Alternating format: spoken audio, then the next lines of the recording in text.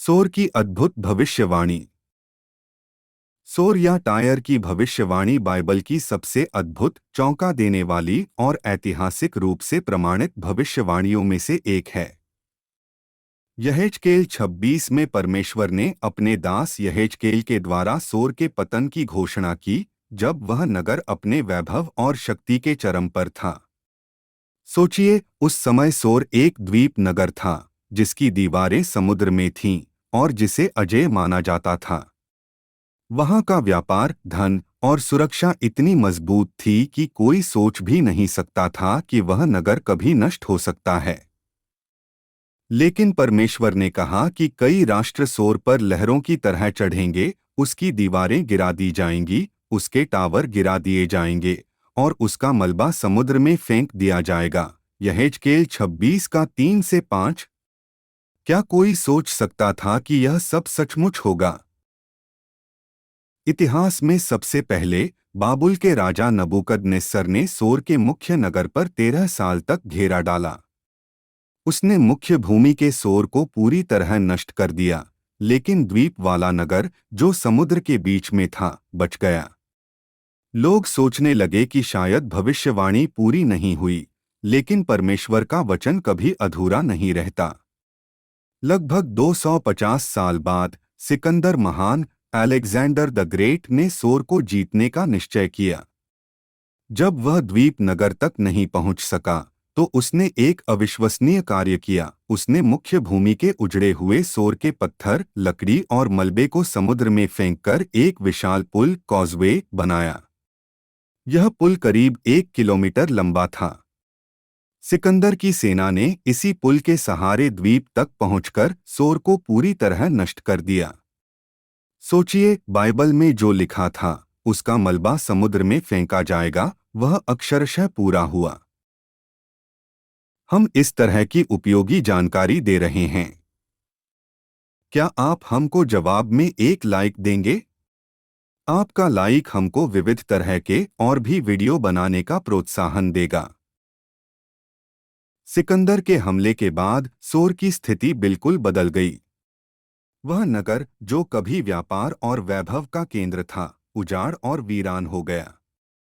Bible में लिखा है कि सोर चट्टान की तरह खाली हो जाएगा और वहां मछुआरे अपने जाल सुखाएंगे। यहेजकेल 26:14। आज भी जब आप सोर के प्राचीन अवशेष देखते हैं, तो वहां सचमुच मछुआरे अपने जाल सुखाते हैं। क्या यह महज संयोग हो सकता है? नहीं, यह परमेश्वर के वचन की अद्भुत सटीकता का प्रमाण है। इतना ही नहीं, बाइबल में यह भी लिखा है कि सोर कभी फिर से नहीं बसाया जाएगा और उसकी पुरानी महिमा कभी वापस नहीं आएगी। इतिहास के पन्ने गवाह हैं कि सोर कभी अपने पुराने वैभव को नहीं पा सका। यशायाह 23 के 1 में भी सोर के उजड़ने की घोषणा की गई थी। बाइबल की ये भविष्यवाणियां न केवल इतिहास में पूरी हुईं, बल्कि आज भी उनकी सच्चाई देखी जा सकती है। 19वीं सदी के यात्रियों और पुरातत्वविदों ने भी लिखा है कि सोर के खंडहरों पर मछुआरे जाल सुखाते हैं और वहां कोई बड़ा नगर नहीं बचा।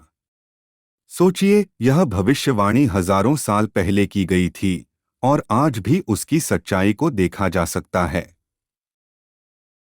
सोर की कहानी सिर्फ एक नगर के पतन की नहीं है, बल्कि यह परमेश्वर की सामर्थ्य, उसकी भविष्यवाणी की सटीकता और उसके वचन की विश्वसनीयता का जीवित प्रमाण है।